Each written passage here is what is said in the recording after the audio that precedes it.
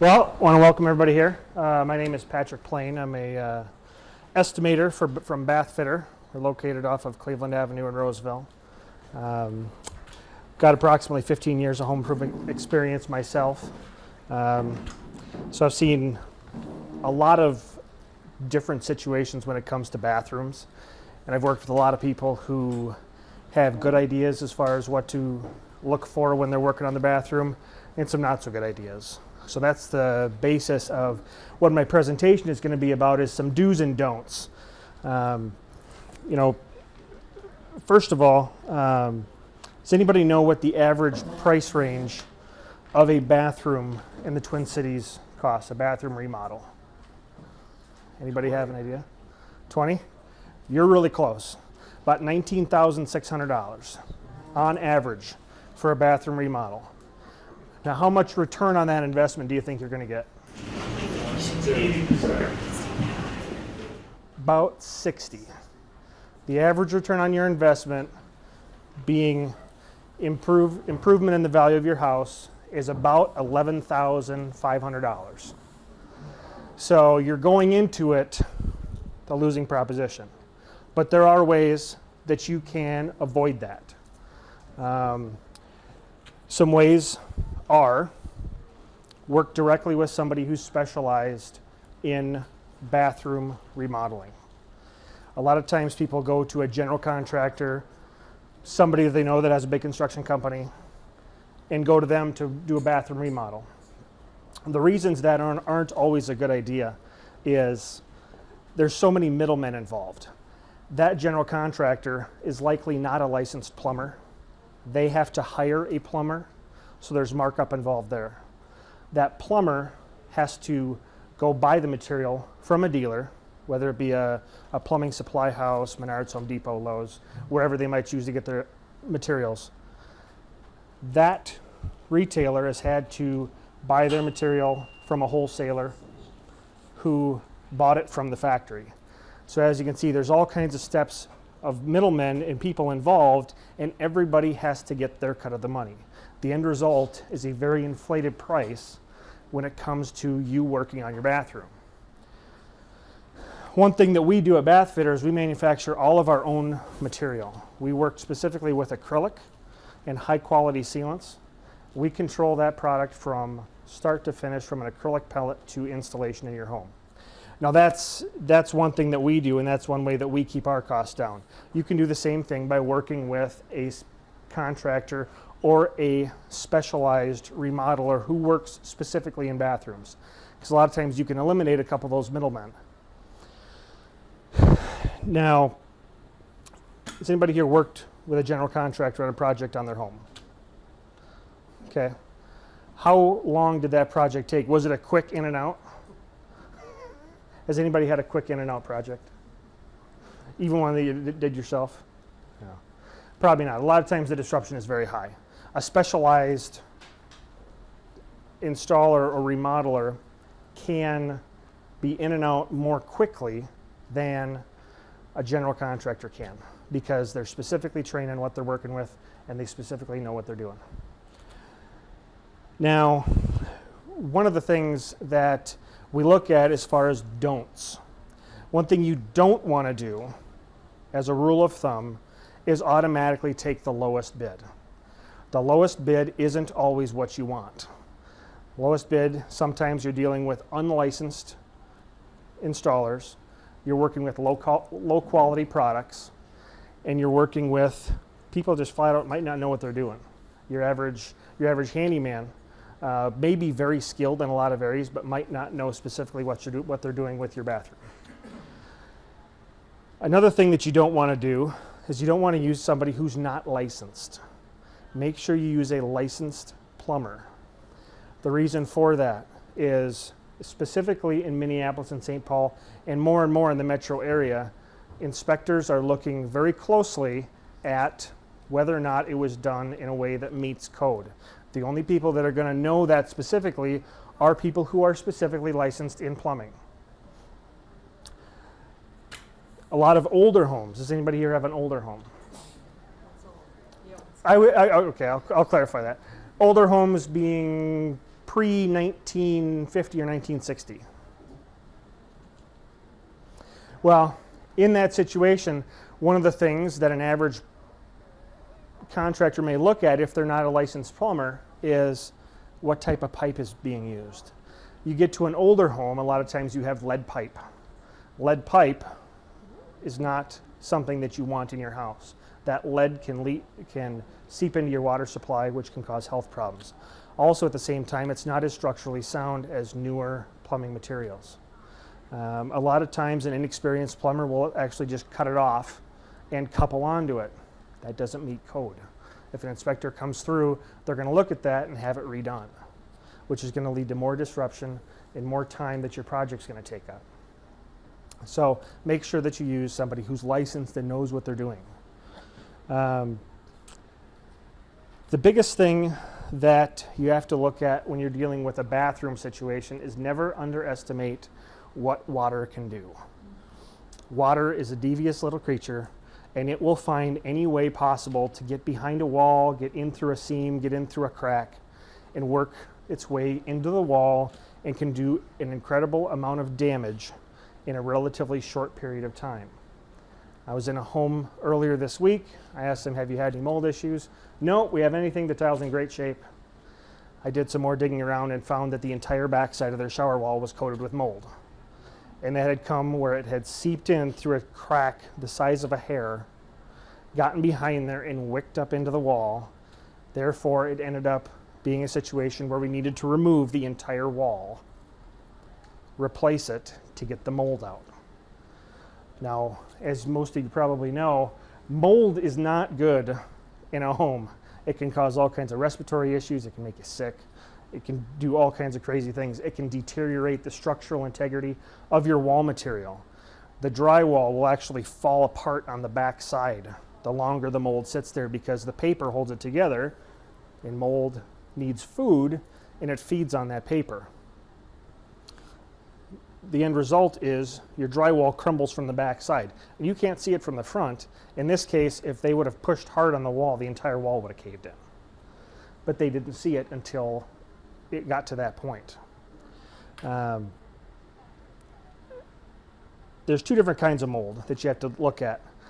The most common that you see in a shower and bathroom area is the black mold. Black mold, mildew, looks like little round spots on the ceiling. Mildew is generally pretty flat, is more of a nuisance than anything, but can cause some respiratory issues. Mold looks like little clumps of fur, I guess, for lack of a better description, that can grow on the ceiling surface. Or if you see it, if you have an access panel, you look inside there and you see little clumps, that's mold. And it can be very dangerous to have inside your home. The hard part about both mold and mildew is it's extremely difficult to get rid of. In most cases, a lot of people I talk to, a lot of homes I go into, they have mold and mildew in the seams, in the corners of their shower. They take a cleaning material, they scrub it off, there's nothing left on the surface, and their thought is, okay, I got rid of it. In most cases, there's actually more inside the seam that they can't see, which is why after a couple weeks or a month, it pops right back out. It's extremely difficult to get rid of. You have to have specialized chemicals that will actually penetrate into the wall and get it out. Now, a situation where you have tile, the grout is not waterproof. It's actually very porous and will actually absorb water. And the mold can get into those pores, and you can clean it off the surface, but you're never really getting rid of it. All you're doing is going into a cycle of just constantly cleaning it off, cleaning it off, cleaning it off. So you want to make sure that you use a product that isn't going to have those seams. Ideally, you want to use a one-piece material that's non-porous. Now, along those same lines, some don'ts as far as materials to use. The biggest thing that we see, not just in the shower area, but even in the floors, is vinyl tile, the self-stick vinyl tile. They're very easy to install. They look nice. The problem is every single one has a seam on it. And every place there's a seam, there's an opportunity for water to get through it and get down to the subfloor. When water gets through it, what happens is the subfloor starts to warp, and then the vinyl tiles, the adhesive starts to let go, and you'll see them start to curl a little bit. Once you see that, there's water underneath it, and you need to address it sooner rather than later. The longer you wait, the bigger the project's going to be. And that's the case in general with any moisture issue. As soon as you see a small indication that there may be a water problem, you want to get it looked at right away. In cases where there's just the first signs of it, that's a pretty minor repair, where we can just take that little portion of the wall out and we can repair it, replace it with new material. When it gets more elaborate, like the home I was in earlier in the week, they saw after inspecting it, there was a very small sign of water damage, but it had been, I could also tell that it had been resealed and resealed and resealed over and over and over again. And each time that it had gotten to the point where it needed to be resealed, more moisture wicked up into the wall, and eventually the entire backside of the wall was covered. It hadn't gotten into the walls yet, but that's the next step that it can take. If you start seeing black coloring on your floor joists underneath the bathroom, if you look into an access panel and there's black coloring on the wall studs, that's moisture damage. The sooner you can get that addressed, the better. Vinyl tile is something that you don't want to use. If you like ceramic tile is an extremely durable option. Very common on floors. In my opinion, in floors, it's just fine. Showers, it looks great, but it's not waterproof. We can let moisture through, primarily in the grout lines. Now you can combat that by sealing it regularly, but then you get into a high maintenance situation where you're constantly resealing the grout to keep the moisture out. Does anybody have tile that has stained grout lines? Yeah, it's very common because it gets into the pores and you can't get it out. All you're doing when you clean it is you just clean the surface. Every time that grout gets wet, it actually expands, and then when it dries out, contracts, expands, contracts. Every time it contracts, any sort of dirty water that's on the surface gets pulled back into the grout. So the more it does that, the farther it penetrates in. So when you clean it, you're merely cleaning it off the surface is all you're doing. And the other problem that you run into with tile in a shower is the more it expands and contracts, just like a piece of paper, if you were to fold it back and forth over and over and over again, eventually it's just gonna tear into two pieces. Your grout will do the same thing. Expands, contracts, and eventually it cracks. Then when it cracks, then you have the opportunity for moisture to get into the walls. So tile is extremely durable, but you have to be careful with it. On the floor, again, very durable as long as you keep it maintained. Now the one thing you don't want to do is you don't want to glue tile down to a particle board or plywood subfloor. You want to make sure you use tile backer, use mortar, and actually mortar the tile down. It provides additional layers of protection against moisture. If you glue it down to subfloor, all it has to do is soak into that grout and it's down into your floor. Eventually your floor rots, then you get the spongy floor where it bounces up and down, and it just leads to a big repair project. Fiberboard material. I was in a bathroom this morning where they had put the fiberboard paneling that looks like tile, has a nice smooth surface. If you throw water on it initially, it beads up and falls right off. But if you get the slightest little nick on there, fiberboard will wick up the moisture and start to deteriorate from the inside out, which is exactly what this one did. They had done it on a wall, and you could take the wall and just wiggle it. It was just loose. So we were looking at putting an acrylic surround all the way around. After we reframed the wall and took the existing wall out because it had been compromised by moisture. So the tile look fiberboard paneling is not something that you want to use. Another common material in a lot of bathrooms and showers that I see is the beaded fiberglass paneling, beadboard. Some people call it milk board. It's just a sheet fiberglass material that's about 1/16 of an inch thick. It is waterproof. The seams are not. It only comes in 4x8 sheets, so anytime you cut it, you have a seam. It's only a 1/16 of an inch thick, so it doesn't handle impact very well. If you hit it with something, if you drop something, you're likely going to crack it. If it cracks, again, you have another opportunity for moisture to get into the walls. We're kind of going along the same lines here. Is all of these things are providing opportunity for moisture to get into your walls. And I have yet to see a bathroom that doesn't have a lot of moisture in it. And even if you don't have water form moisture, steam gets in to crevices and cracks even more easily than water in a liquid form does. So the fewer seams, the better. The last thing that I would say as far as a don't is don't have somebody do work on your bathroom if they aren't willing to provide a warranty. There's some people that will, some people that won't. If they aren't going to warranty their work, warranty it against leaking, that should throw up a red flag. Either they don't believe that it's going to be a good solution, they don't believe in their workmanship, or they don't believe that it's a long-term solution. It's something that should cause the red flag to go up. Warranties are very important. If it's a great product, they should have no problem. If they do a great job and they know it's not going to cause any problems down the road, they should warranty it. There's no reason not to. So that's a question that I always recommend that people ask is, what kind of warranty do you offer? And it should be at least 10 years. On tile, after 10 years, you're going to start to see cracks in the grout. Less than that, you probably aren't going to have that issue. But in about 10 years, you're going to have grout problems. Now, we covered some of the don'ts, some of the things to do. 1, use somebody that is specialized in what they do. Use a specific bathroom remodeling company. Don't use somebody that does 5 different things, does windows, doors, roofing, insulation, and bathrooms. They aren't specialized.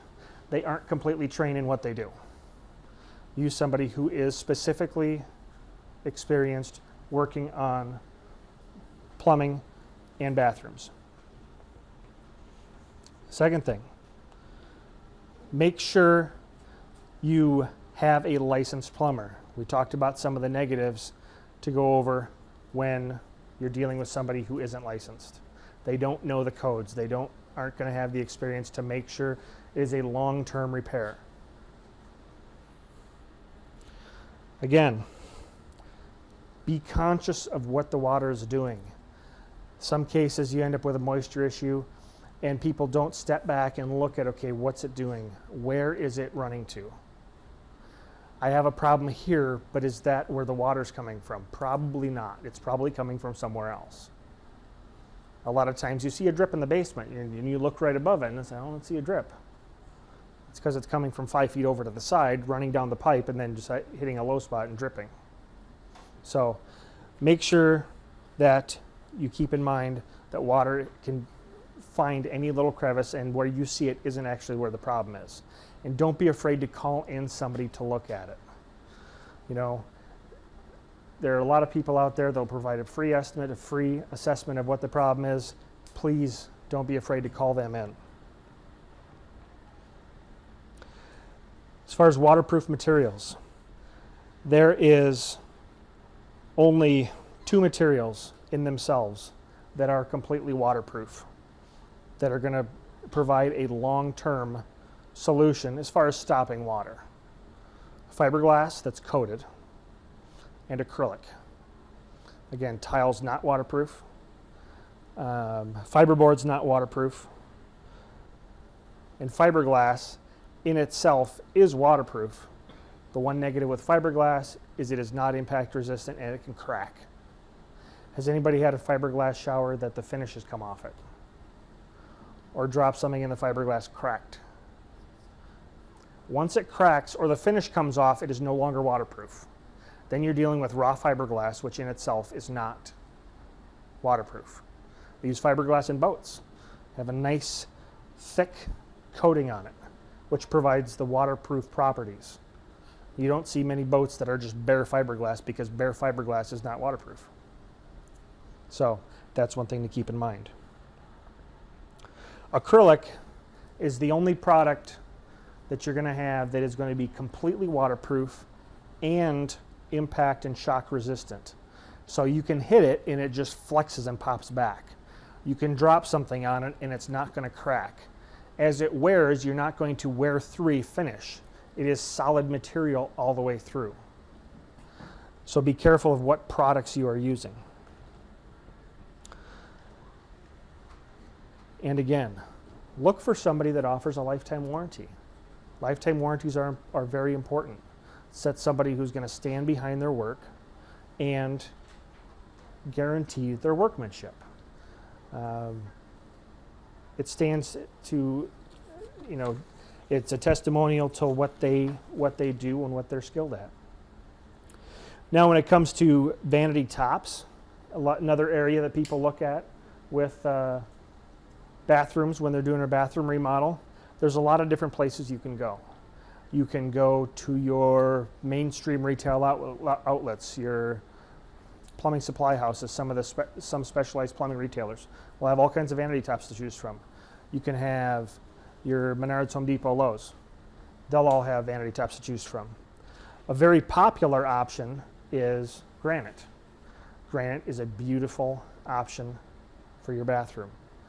One thing that you can do that actually can save you a lot of money while giving you a beautiful top is go to a place that does granite countertops.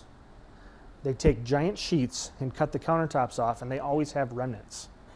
So you go into a granite countertop shop and you can actually say, what do you have for remnants? I'm looking for a small vanity top. What do you have for remnants? You'll get them at a lower price and you'll get them custom made to what you need, but they have these scraps that they don't know what to do with, so they'll sell them to you and make vanity tops out of them. You can save some money doing that. Quartz is another option. Quartz is a very durable product. It's an engineered stone product. It has a polymer binder with crushed stone. Sometimes it's crushed glass, but it comes together. They bind it, can form it into whatever shape you want. Very durable, a little bit higher priced. Solid surface, your Corian material. Solid surface would be a step down from granite. So you'd have quartz, granite, then you'd have your Corian solid surface material. Very durable, usually has a little bit of a dull finish to it, but highly durable, and it looks great. Lasts a very long time. Then you've got your cultured marble. Cultured marble is what has commonly been around for years. It's been, when you see your white top with the little swirls in it, it's cultured marble. Very durable. It is susceptible to chipping. It's not a very hard material, so it's susceptible to chipping, and it can discolor. It can stain. Another thing that people look at with cabinets or in their bathrooms is the cabinetry. A lot of the bathrooms I go into don't have standard sized vanities. They're kind of oddball sizes. They're 45 inches or 33 inches. Generally speaking, as a rule of thumb, if it's an even measurement, you can find a pre-made cabinet off the shelf. If it's not on the shelf, they can order one for you, regardless of where you go. So look for even sizes when you're measuring. Don't measure the top. The top is going to be larger. For example, if you have a 36-inch vanity, the top is going to be 37, so that it can fit over and have a little lip. But if it's a 34-inch, 36-inch, 38-inch, they can probably order you one. If it's an odd size, like a 37-inch vanity with a 38-inch top, then you're looking at a custom option, where you have to go to a cabinet maker, or even you can go back to in the mainstream stores, go back to the cabinet department, tell them what you want, that you want a sink base, and they can custom size a sink base for you. A lot of times people would go to the plumbing department to look for a vanity base, when in fact, if it's custom sized, the cabinet department can help them out and get something that's more custom.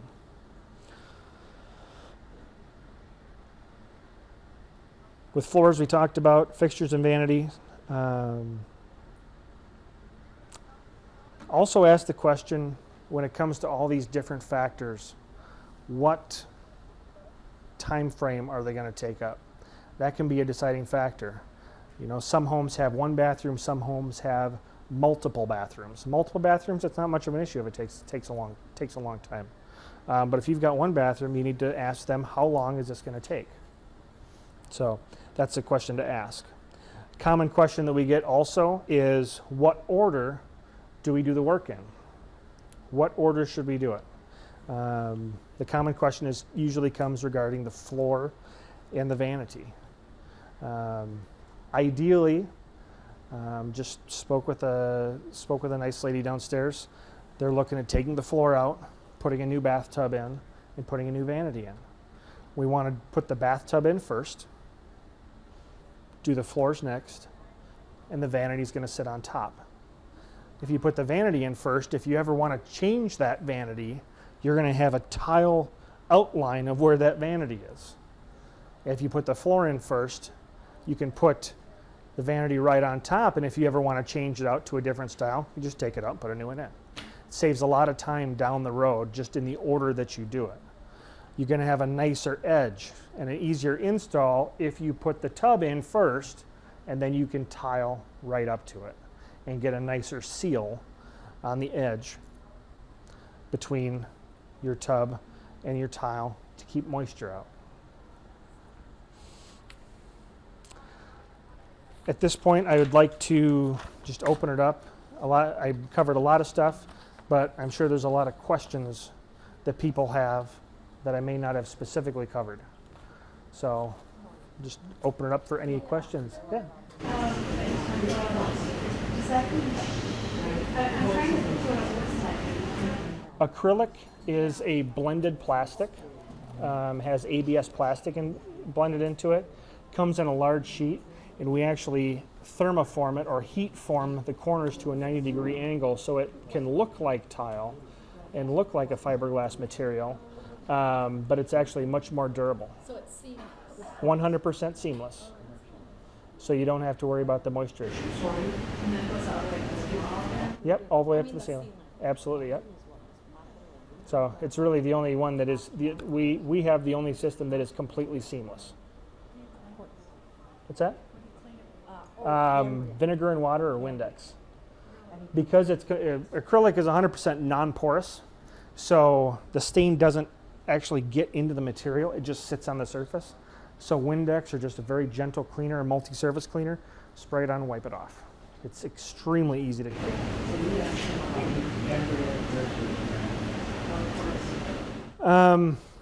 When it comes down to it, it's personal preference. Cambria would be very similar to the solid surface material I was describing. Granite is going to be a little bit different. Granite, depending on the thickness, you'll want to look at the thickness of the granite that you're getting. The thicker, the more durable it's going to be. You can get some very inexpensive granites, but they're very thin and they're not as durable. It depends. It depends. It's not a bad idea, but you don't necessarily have to. So.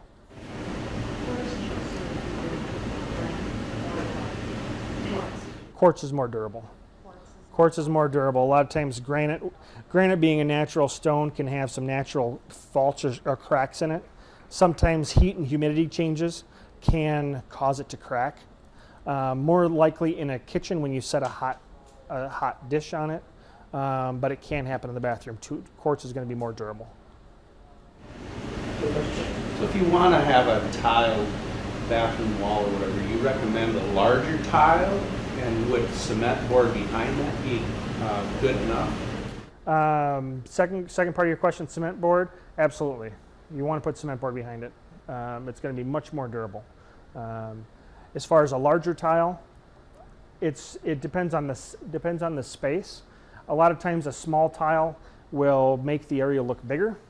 A large tile can depending on the space, a large tile can make it feel smaller, but at the same time a large tile is fewer seams. Yeah. And I'm thinking of putting in like a walk-in shower You know, Yeah. I'm always thinking tile, you know, looks a lot nicer than any. Tile is gorgeous. I agree 100% with you, but it just has its maintenance issues that that you need to keep in mind to make sure it stays, you know, water resistant. How often should you re-seal tile? Probably every 2 years. Yeah, you have to do it fairly frequently because Clean it off with a special cleaner first, and then you. Yep, you want to make sure it's good and clean. Seal the seams. When I've had tile floors like in our kitchen, I've sealed the entire floor. I run the sealant specifically over the grout lines, and then I actually, when I come back to wipe off the excess, I've sealed the entire floor, and it's kept the stains off. It depends on the tile though. If it's a very matte finish tile, it's going to be more porous and it'll accept the sealant better. If it's a real shiny tile, it's not going to soak in very well. Yes. What do you use on the bottom of a acrylic shower? Usually Used for the flooring. for the flooring, it's going to be also 100% acrylic too. Yep. And what's underneath the acrylic flooring? It depends on the situation. Usually a moisture-resistant plywood. Actually, underneath we don't use particle board at all. We use plywood as a base underneath it, but with 100% acrylic, there's no moisture getting through. And what happens if there's a cement subfloor? Then what we can do sometimes is we'll use a treated plywood to kind of build up the edges so that it has the proper slope, so that it drains down to the floor, down in the proper direction. Yeah. What's the trend with tubs and master bedrooms? You know, some used to be like, oh, you must have a whirlpool for resale. Today it's that little Cialis bathroom, which is very common. What is the trend?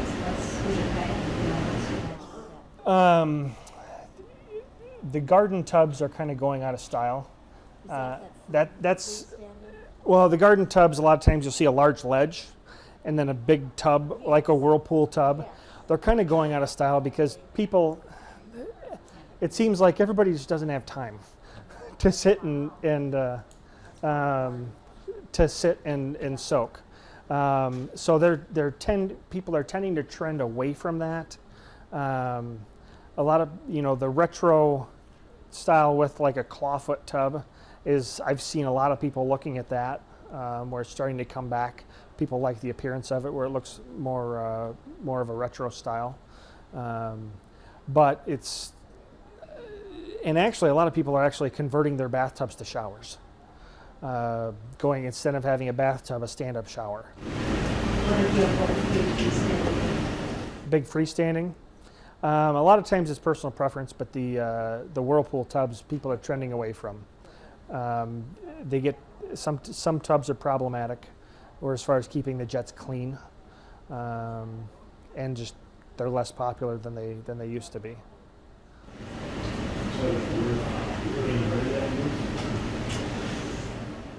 It depends if you use it. No, we don't. Never. If you never use it, then you can convert it into something that takes up less space. But so if you still want to soak, you can. The problem with those whirlpool tubs, they take up an enormous amount of space. Space is there, that's not used, but we notice when we go around, that we just don't see it anymore. No, not a whole lot. A lot of people are actually choosing either smaller soaker tubs or like a smaller clawfoot tub. Is coming back into style. Actually worked with some folks in Coon Rapids where we're putting an acrylic clawfoot tub. So it's not a cast iron clawfoot like you used to see. It's actually a fully acrylic clawfoot, which is actually less expensive and more durable. So. But we have used it 5 times in 1987. What's that? We have used that tub 5 times in 1987. So you don't use it very often. Yeah. It was there because if you're going to build a house, this is what you should have. At that time, yes, I would agree. You don't see that as much anymore. People value square footage, more open space, the larger stand-up showers. Some people are actually taking where the style used to be big whirlpool tub, small stand-up shower. And people are taking the whirlpool tubs out, putting a huge stand-up shower, and not having a tub at all. What about resale if you don't have That's your, you have to have a tub in your house for yourself, right? I wouldn't say have to. It's usually more desirable. In other words, people don't buy their house. Right. On average, you're going to see about 90% of people will be turned off if you don't have a shower. About 50% of people will be turned off if you don't have a tub. So you can kind of look at the percentages. So it's kind of an interesting number. Yes, you're going to have people that do indeed want a tub, but you're going to have more people that would be attracted to a large shower than they would a tub. But anybody with children, with small children, would want a tub. And there are options where you can go to a smaller tub if you like, so you can then go from just a larger tub to a smaller tub with a stand-up shower. So that's an option too. So you still have both. Yes? What about the question that you're like a spare, like a children's bathroom? It's never considered a full bath unless you have a tub. Is that, do they have Correct. To be technically classified as a full bathroom, it would have to have a tub. A shower only would be considered a 3/4 bath, and just a sink and toilet would be considered a half bath. Now, from the standpoint of number of bathrooms, so if you had 2 bathrooms that had showers, it would still be considered a 2-bathroom home. But then they would, in the details, it would list it as a two 3/4 baths. So. And the biggest thing that I've seen is, unless you're planning to move immediately, look at what you want. A lot of people look at, well, when I sell it, am I going to have a problem with this? My wife and I look at it now from the standpoint of, what do we want? Do we want a shower or do we want a tub? And we look at that more than anything. Do you want to have a tub? If you don't want to have a tub, you don't need to have a tub. If need be, you can always retrofit it. It's easier to retrofit back to a tub than it is to retrofit it to a shower. So I look at it from that standpoint. It's what you want. Right now, the housing market is so-so at best. So it comes down to what you want, not necessarily what somebody else wants. Is I guess the other piece of advice I would kind of throw in there.